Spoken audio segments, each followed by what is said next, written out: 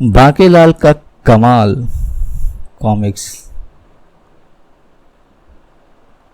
बहुत समय पहले की बात है। रामपुर गांव में एक गरीब आदमी ननकू अपनी पत्नी गुलावती के साथ रहा करता था। ननकू दिन भर गांव के जमींदार के खेतों में काम करता था और शाम को काम के बदले उसे जो अनाज मिल जाता था, पति पत्नी उसे खाकर संतुष्ट रहते थे। गुलावती प्रतिदिन रात को सोने से पहले घंटों भगवान शिव की पूजा किया करती थी। ओम नमः शिवाय, ओम नमः शिवाय। उस समय भगवान शिव कैलाश पर्वत पर पार्वती जी के साथ बैठे बात कर रहे थे। ओम नमः शिवाय, ओम नमः शिवाय। यह मेरी सच्ची पुजारिन की पुकार है। स्वामी, यह कौन है जो नित्य इस समय आपको याद करती है? सच्ची पुजारिन, यह आप कैसे कह सकते हैं कैलाशपति? मैं समझ गया प्रिय कि तुम क्या चाहती हो। तुम स्वयं पृथ्वी पर चलकर मेरी पुजारी से मिलना चाहती हो। हम तुम्हारी यह मनोकामना अवश्य पूरी करेंगे। और फिर उस रात गुलावती ने जैसे ही पूजा समाप्त कर आंखें खोली, अरे भगवान, आप मैया पार्वती के साथ, मैं तो धन्य हो गई। हम तुम्हारे भक्ति भाव से बेहद प्रसन्न हैं गुलावती। मांगो, क्या मांगती हो? प्रभु, आपके दर्शन कर मैंने सब कुछ पा लिया। फिर भी आपकी कृपा दृष्टि मुझ पर है तो आप मुझे एक पुत्र दे दो। एवं मस्तु। और इसी के साथ भगवान शिव और पार्वती आलोप हो गया। खुशी से झूमती गुलावती ने जब यह बात सोते हुए ननकू को जगाकर बताई तो वह भी मारे खुशी के उछल पड़ा। तो तुम सच कह रही हो भाग्यवान, मैं बाप बनूंगा? जी। वर्ष बीतने से पहले ही गुलावती ने एक पुत्र को जन्म दिया। हे भगवान, आज मैं कितना खुश हूँ। भगवान, मैंने तो इसका नाम भी सोच लिया है, बांकेलाल। क्यों, कैसा रहेगा? वाह, कितना सुंदर नाम सोचा है आपने। फिर बांकेलाल अपने पिता के प्यार एवं माँ की ममता की छांव में बड़ा होने लगा। और बांकेलाल जब 7-8 वर्ष का हुआ तो पिता के लाड़ प्यार ने उसे शरारती भी बना दिया। हाय मैया खटाक। उन्हीं दिनों भगवान शिव पार्वती जी के साथ आकाश मार्ग से उधर से गुजर रहे थे कि नाथ, आपको याद है ना, कुछ वर्ष पूर्व आपने इस गांव की एक स्त्री को पुत्र प्राप्ति हेतु वर दिया था। प्रिय, मैं अपने भक्तों को कभी नहीं भूलता। नाथ, मैं आपके आशीर्वाद का फल यानी उस बालक को देखना चाहता हूँ। अवश्य प्रिय। और जब भगवान शिव पार्वती के साथ गुलावती के घर पहुँचे तो उस समय उस घर में बालक के लाल और गुलावती के ननकू खेतों पर काम करने गए हुए थे। भगवान, हाँ आप आइए, भीतर चलकर विराजिए। ऐसा कैसे हो सकता है मैया? आज तो आपके इस गरीब का आतिथ्य स्वीकार करना पड़ेगा। नहीं गुलावती, हम अब चलेंगे। हम तो सिर्फ इस बालक को देखने आए थे। और उस समय गुलावती के घर में कुछ था नहीं, किंतु वह पड़ोस के घर से थोड़ा दूध मांग लाई और उसे गर्म कर दी। अभी तो दूध गर्म है, जब तक यह ठंडा होता है मैं प्रभु के दर्शन ही क्यों ना करूं।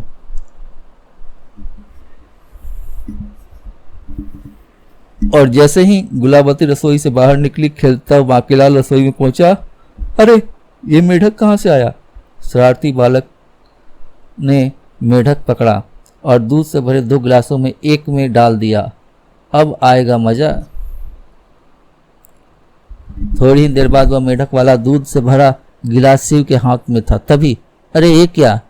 दूध में मेढक? ही।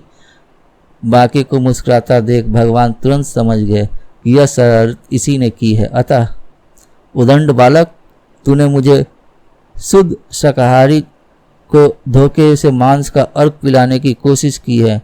जा, मैं तुझे साफ देता हूँ, तू हमेशा निकम्मा और शरारती रहेगा। गुलाबती चीख पड़ी, नहीं प्रभु, नहीं, बालक की शरारत का इतना कठोर दंड न दे। हाँ प्रभु, अपना साप वापस ले ले, अन्यथा मैं अपना सिर आपके चरणों में पटक पटक कर जान दे दूंगी। स्वामी क्षमा कर दीजिए, अबोध बालक की शरारत को का दंड अपनी शक्ति को भक्त को मत दे। तब मेरा साप मिट तो नहीं सकता, किंतु इसका प्रभाव इस तरह कम हो सकता है कि यह लड़का जो भी शरारत करेगा उससे इसे कोई हानि नहीं पहुंचेगी, बल्कि कुछ लाभ ही होगा। ऐसे ही शरारतों के लाभ से इसका जीवन यापन होगा। क्या? इसके बाद शिव तो पार्वती के साथ चले गए, लेकिन उनके साप के कारण बांकेलाल की शरारतें दिन प्रतिदिन बढ़ने लगी। एक दिन की बात है, गांव का दुधिया रघु पेड़ के नीचे उदास बैठा था। उफ, अब क्या होगा, आज तो बच्चे भूखों मर जाएंगे। कमबख्त बिल्ली ने ऐसा रास्ता काटा कि पत्थर की ठोकर लगने से सारी दही जमीन पर आ गिरी। तभी कहीं उधर से बांकेलाल निकला और उसकी एक सरसरी नजर रघु पर पड़ी, पर तभी उसने की नजर ठीक उसके ऊपर वाली डाल पर लटके मधुमक्खियों के छत्ते पर पड़ी। और बहुत दिन हो गए मैंने किसी का कचौड़ी जैसा फूला मुंह नहीं देखा। और अगले ही पल खटाक, बाप रे मुसीबत! मधुमक्खियों से बचने के लिए रघु ने सिर की पगड़ी को खोलकर ओढ़ लिया। बांकेलाल पहले ही भाग खड़ा हुआ था। थोड़ी देर बाद जब मधुमक्खियों की हलचल रुकी तो रघु उठा और जब उसने देखा, अरे मेरा मटका तो शहद से भर गया। वाह ऊपर वाले, किसी को छप्पर फाड़ कर देता है और किसी को छत्ता फाड़ कर। रघु ने गांव के बनिए को शहद बेचकर घर के लिए सामान खरीदी। तभी उसकी नज़र सामने से आते बांकेलाल पर पड़ी। अरे यह तो वही लड़का है जिसकी वजह से आज मेरे बच्चे भूखे सोने से बच गए। अरे बेटा जरा सुनो। बाप रे भागो! बांकेलाल भागा तो रघु भी उसके पीछे दौड़ पड़ा और जल्द ही उसे पकड़ लिया। अब तो फंस गया बेटा बांके, आज तेरी खैर नहीं। बेटा आज तेरी ही वजह से मेरे घर की चूल्हा जलेगी। बेटा वो शहद पूरे 10 सिक्कों में बिका और तू ले यह एक सिक्का और मौज कर। आई एक सिक्का बांकेलाल को देकर रघु चलता बना। और बेईमान कहीं का, मेरी वजह से फायदा उसे 10 का हुआ और दे गया मुझे एक सिक्का, कम से कम 5 देता। बांकेलाल के पड़ोसी लालू और चालू, जो गांव में बेहद शरीफ समझे जाते थे, वास्तव में पक्के चोर थे। उन्होंने आजकल अपने व आसपास पड़ोस के गांव में जबरदस्त सफाई अभियान चलाया था। एक दिन सुबह मुंह अंधेरे ही गांव के लाला सुखी राम के घर झाड़ू फेर कर लौटे और फिर चोरी कमाल अपने घर के पिछवाड़ा दबाकर उस स्थान की पहचान के लिए वहां पर एक आम का पौधा लगा दिया और अंदर जाकर चैन की नींद सो गया। और सुबह अब बांकेलाल की निगाहें उस आम के पौधे पर पड़ी तो पड़ोसी आम खाएंगे और हम ललचाएंगे? नहीं, ऐसा कदापि नहीं हो सकता। मैं इस पौधे को ही जड़ से उखाड़ फेंकूंगा।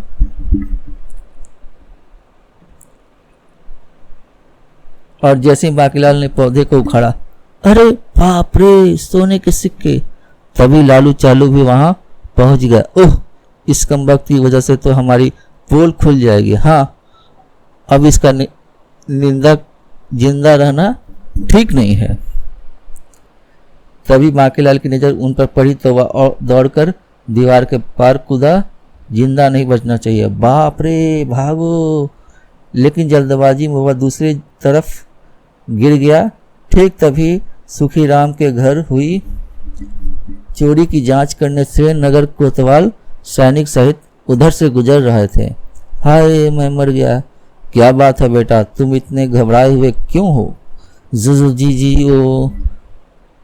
उसी समय चार दीवार पर लालू चालू प्रकट हुए और बाहर सैनिकों को देख वे घबरा गए। खतरा, भाग वे चालू। क्या मतलब? ये हमें देखकर घबरा क्यों रहे हैं? जरूर दाल में कुछ काला है। और फिर सैनिक को पकड़ो, उन दोनों को। सैनिक जल्दी ही लालू चाली को पकड़ लाए और जल्दी ही अपनी राम कहानी अपनी जुबानी बता डालो, वरना हमें माफ़ कर दीजिए। और साथ ही अब तक की सारी चोरियों का माल भी उनके हवाले कर दिया। तब अरे बाप रे, ये तो पुराने घाघ हैं। और तो नहीं है कुछ? नहीं हुजूर। दूसरे दिन नगर कोतवाल के कहने पर सभा का आयोजन किया गया। भाइयों, आपके गांव के बांकीलाल ने बहुत पुराने चोर को पकड़वा कर अनेक चोरियों का माल दिलवाया है। ऐसे रंगे चोरों को पकड़ना बहुत मुश्किल था। मैं चोरी के माल में से 10वां भाग बांकीलाल को इनाम में देता हूँ। वाह भाई वाह, बांकीलाल ने तो कमाल कर दिया। ननकुआ का लड़का तो कमाल का निकला।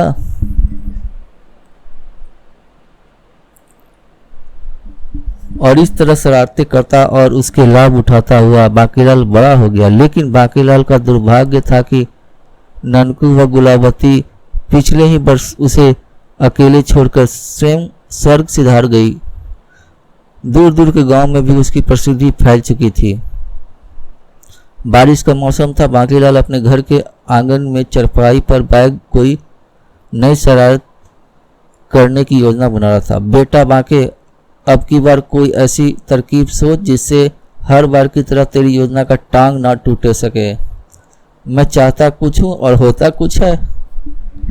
तभी वह कुछ सोचते सोचते चुटकी बजाकर उछल पड़ा, ओ मारा पापड़ वाले को। और फिर तुरंत ही अपने दिमाग में आई नई योजना को कार्य रूप देने के लिए वह गांव के मुखिया के घर की ओर चला गया। अब मैं जल्दी माला माल हो जाऊंगा। हर बार एक दो आदमी की खाट खड़ी करने की सोचता हूँ तो उसकी खाट खड़ी होने की बजाय उड़न खटोला बन जाता है। पर इस बार पूरे गांव का बेड़ा गर्क करके मानूंगा। मुखिया जी घर के बाहर ही चौपाल पर कुछ लोगों के साथ बैठे किसी मामले पर विचार कर रहे थे। तभी बांकीलाल उनके सामने कुछ परेशान सा हुलिया बनाए पहुंचा। राम राम मुखिया जी। राम राम बांकीलाल, आओ बैठो, कहो कैसे आना हुआ? सब खैरियत तो है? मुखिया जी, मेरी तो खैर है, पर क्या बात है बांकीलाल, तुम हिचकिचा क्यों रहे हो? बात यह है कि मुखिया जी कि आज शाम तक अपने गांव में एक भयानक मुसीबत आने वाली है। बांकीलाल की बात सुनकर वहां पर मौजूद सारे लोग हैरान हो उठे। कैसी मुसीबत? तुम कहना क्या चाहते हो बांकीलाल? तबाही, विनाश, बर्बादी। बांकीलाल के मुंह से तबाही, विनाश, बर्बादी जैसे शब्द सुनकर गांव वाले के मुंह से चीख निकल पड़ी। आखिर बात क्या है? तुम किस तबाही या बर्बादी की ओर संकेत कर रहे हो बांकीलाल? मुखिया जी, बात दरअसल यह है कि कल रात शंकर भगवान ने मुझे सपने में दर्शन दिया और कहा कि आज रात तक इस गांव में भयानक बाढ़ आने वाली है जिससे सारी गांव पानी में डूब जाएगा। कोई उपाय भी बताया उन्होंने इस मुसीबत से बचने का? जी हाँ, भगवान शंकर ने मुझसे सपने में कहा कि सारे गांव वाले अपने अपने घरों को छोड़कर ऊंचे टीले पर पहुंच जाए, इसी में सबका कल्याण है। ओह ठीक है बांकीलाल, तुम्हारा बहुत बहुत धन्यवाद। तुमने समय रहते यह खबर देकर बहुत बड़े पुण्य का काम किया। मैं अभी यह खबर गांव में पहुंचा देता हूं और आप सब लोग तो अपने वाले समय की गंभीरता से परिचित हो ही चुके हैं, अतः आप लोग अपने घरों में जाकर बचाव की तैयारी करें। ठीक है मुखिया जी, चलो भाइयों। और इसके साथ ही बांकीलाल अपनी योजना के सफल होने की आशा से मन ही मन खुश होता हुआ अपने घर की ओर चल दिया। वाह क्या शक्तिवार चलाया है। और घर पहुंचकर हा हा हा हा हा हो, खूब मूर्ख बनाया मैंने मुखिया को। अब आएगा मजा। सारे गांव वाले अपने अपने घरों की छोड़कर गांव से बाहर ऊंचे टीलों पर चले जाएंगे और मैं उनके घरों में घुसकर अच्छा खासा माल बटोर लाऊंगा। और जब कल मुखिया जी मुझसे कहेंगे बाढ़ नहीं आई तो कह दूंगा मैं क्या करूं, जैसा मुझे सपना आया था मैंने आपको बता दिया। हा हा हा हा हा हा। उधर गांव के भोले भाले लोग मुखिया जी द्वारा भेजे गए संदेश को सुनकर गांव छोड़ने की तैयारी कर ही रहे थे कि तभी आकाश में काले काले बादल गरजने लगे। ओह, इतना खतरनाक मौसम। अरे भोला, मुखिया जी ने कहा सच ही कहलवाया है। ऐसी भीषण बरसात मैंने पहली बार देखी है। मुन्ने की माँ जल्दी करो, बस अपने मतलब का थोड़ा बहुत सामान ले लो और निकलो। आप मुन्ने को पकड़िए, मैं सामान संभालती हूँ। और कुछ देर बाद भागो जल्दी करो, हे भगवान रक्षा करो कृपया भोलेनाथ। कुछ देर बाद जब पूरा गांव निर्जन हो चुका था, बांकीलाल अपने घर से निकलकर बारिश में भीगता हुआ गांव के महाजन के घर की ओर चल पड़ा। अरे वाह, यह तो सोने पर सुहागा हो गया। गांव वाले इस बारिश को देखकर मेरी बात को सच समझ रहे हैं और मुझे भी ऐसे सुहावने मौसम में लोगों का घर साफ करने में अलग ही मजा आएगा। सबसे पहले मैं गांव के महाजन लाला हृदय लाल के घर में घुसकर उसका माल समेटूंगा, क्योंकि उसके यहाँ काफी मोटा माल मिलने वाला है। इधर गांव वाले टीले पर पहुंचे और बारिश से बचने की व्यवस्था करने लगे। तभी एक जगह तंबू के लिए बांस गाड़ रहे 3-4 व्यक्तियों के पास एक औरत घबराते हुई आई। रामू के बप्पा, वो क्या बात है कमला, तुम कुछ परेशान सी नजर आ रही हो। अनर्थ हो गया स्वामी, मैं बर्बाद हो गई। मैं बात क्या है कमाल, तुम बताती क्यों नहीं। रामू के गांव में ही रह जाने की खबर कुछ ही देर में पूरे टीले पर फैल गई। तभी टीले के सब स्त्री पुरुष हरिया और कमला की ओर दौड़ पड़े। स्वामी, अपना रामू लकड़ियां लेने जंगल में गया था। गांव से भागने की जल्दी में मुझे उसका ध्यान ही नहीं रहा। हाय मेरा रामू, हे भगवान अब क्या होगा। स्वामी, आप जल्दी से गांव में जाकर मेरे लाल को ढूंढ लाइए। हाय मेरा रामू, हे भगवान रक्षा करना। कमला के लड़के की बेचारी का एक ही तो लड़का था, प्रभु कमला के बेटों को बचा लो। तभी गांव के मुखिया जी भी वहां पहुंचा। क्या बात है, यहाँ भीड़ क्यों लगी है। क्या मुखिया जी, हरिया का लड़का रामू गांव में ही रह गया। उफ, अब तो बारिश भी तेज है और तूफान भी जोरों पर है, समझ नहीं आता। ऐसा करो, तुम 4-5 लोग हरिया के साथ गांव जाकर रामू को ढूंढ कर लाने की कोशिश करो। इधर जोरों की बारिश और तूफान में बांकीलाल महाजन के घर के सामने खड़ा था। इस मोटे सेठ के घर के अंदर घुसने का तो रास्ता समझ नहीं आता। कमबख्त ने कितनी ऊंची दीवारों और मोटे मोटे दरवाजे बनाए हैं। तभी कुछ सोचकर अगर किस तरह छत पर पहुंच जाऊं तो शायद अंदर घुसने का कोई मार्ग मिल जाए।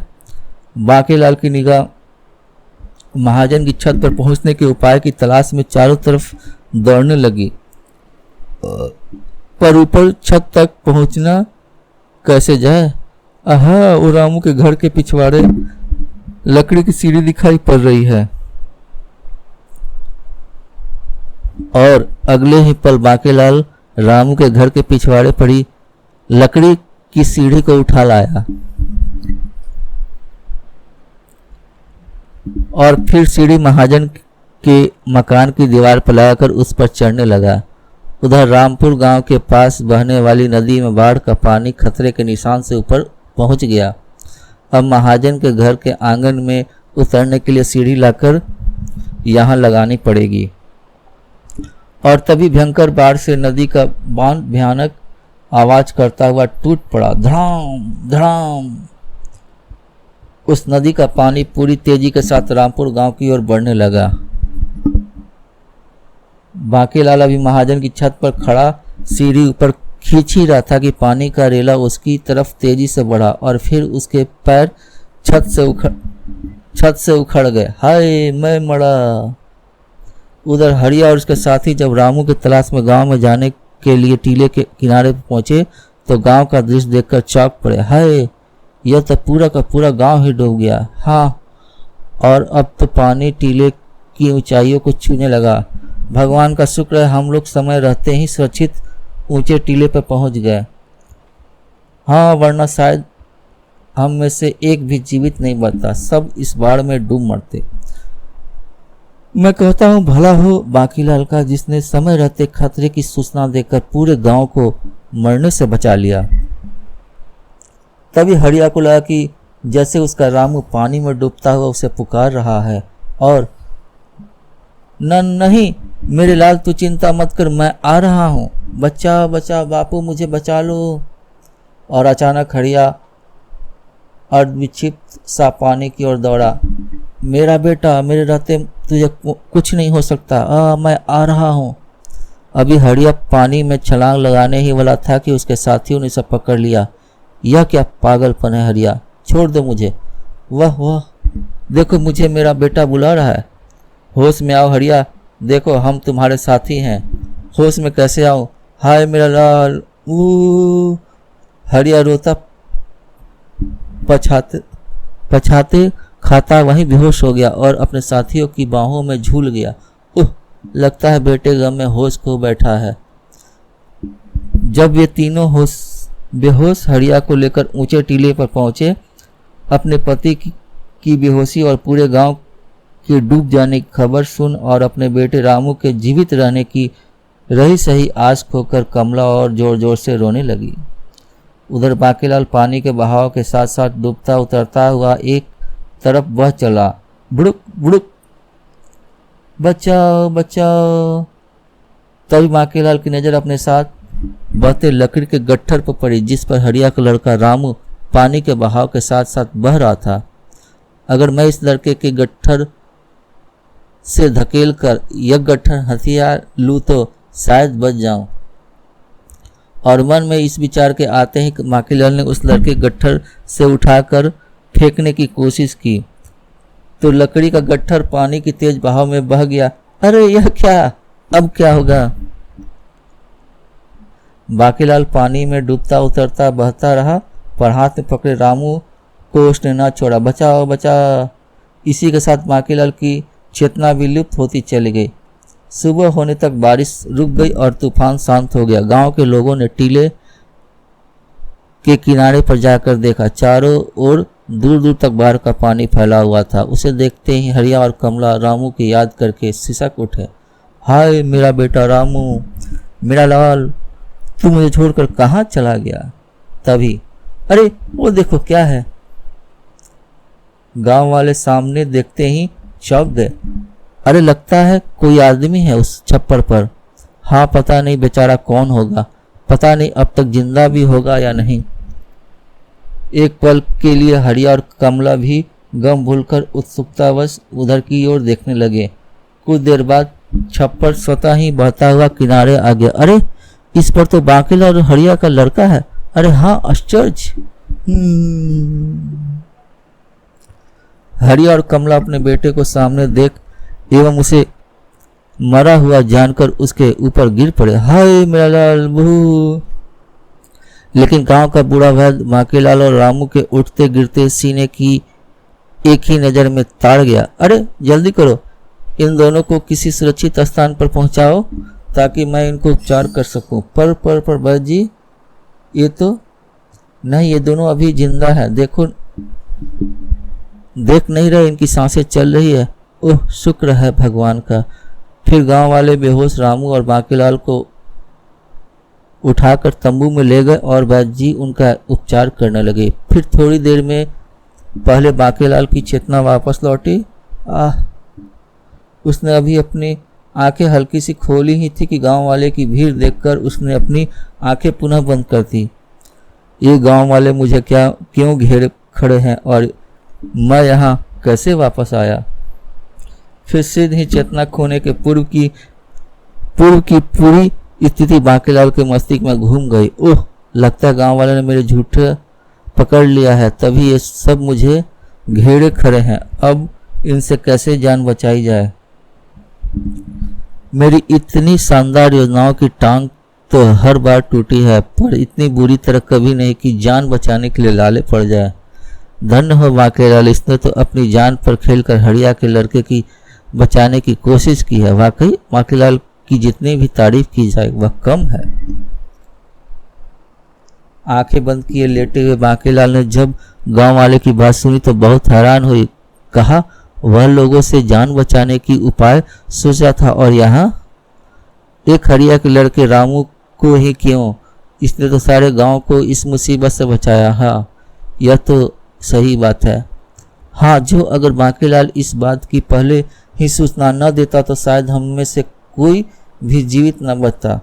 सच ही बांकेलाल तो हमारे लिए ईश्वर का वरदान है। अरे कमबख्तो, जो अगर सच ही मुझे पता होता कि आप आज ही इस गांव में बाढ़ आने वाला है तो मैं तुम लोगों को कभी न बताता, बल्कि मैं तो तुम लोगों को मरने के लिए गांव में ही छोड़कर खुद गांव से निकल जाता, और जब तुम लोग मर जाते तो मैं अकेला पूरे गांव को बेताज बादशाह होता और फिर तुम लोग के घरों की खोद कर उनमें से सारा माल पानी हथियार लेता। पर सत्यानाश हो, इस बाढ़ का जो असमय ही आकर मेरी पूरी योजना को बेड़ा गर्क कर गई।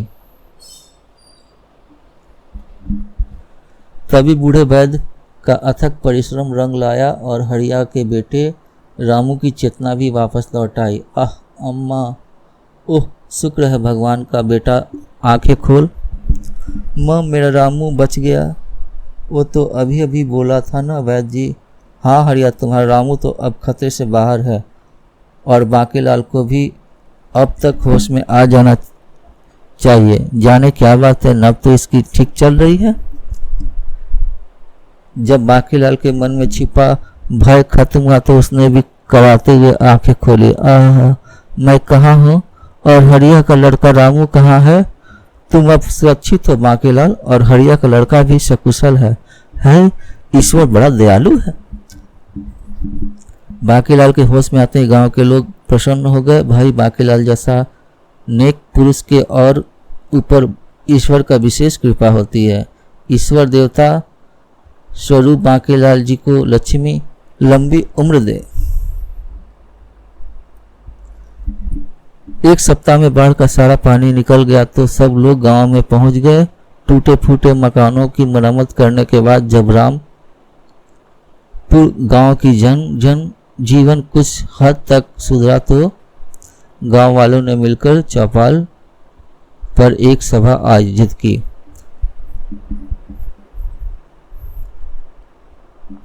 बांकेलाल, आज तुम्हारे कारण हम सब लोग सही सलामत है। तुमने अपनी जान पर खेलकर रामू को बचाया है। बांकेलाल भैया, हम तुम्हारे इस पुण्य भरे कार्य की जितनी भी तारीफ करें कम है, और हम गांव के सब लोग की तरफ से आपको यह स्वर्ण आभूषण भेंट करते हैं। यह आप लोग ले लो बेटा, यह तो सप्रेम भेंट है। सत्यानाश हो इस बाढ़ का, वरना मैं इतनी थोड़ी सी नहीं पूरे गांव की दौलत अकेला मालिक होता। ठीक है, आप लोग इतना कहते हैं, मैं भला कैसे इनकार कर सकता हूँ।